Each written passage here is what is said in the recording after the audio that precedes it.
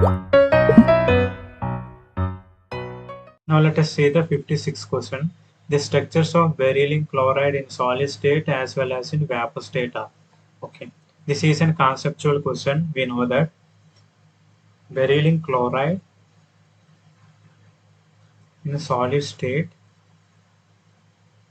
they exhibit the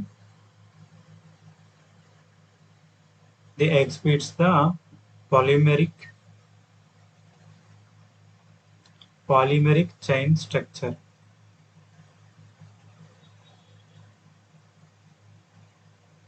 The polymeric chain structure of BeCl2 is due to BeCl2 is an electron deficient in nature. That's why BeCl2 exists in polymeric chain in solid state. Its structure is beryllium, chlorine, beryllium, chlorine, and chlorine. Beryllium, chlorine, and chlorine, beryllium, chlorine, and chlorine. This is a polymeric chain structure of beryllium chloride. Now let us see the structure of beryllium chloride in vapor phase. In vapor phase, it exhibited as a dimer. Now let us see the structure of dimer. That means BeCl2. Dimer means another mole. That gives rise to 2 moles. Be2Cl4.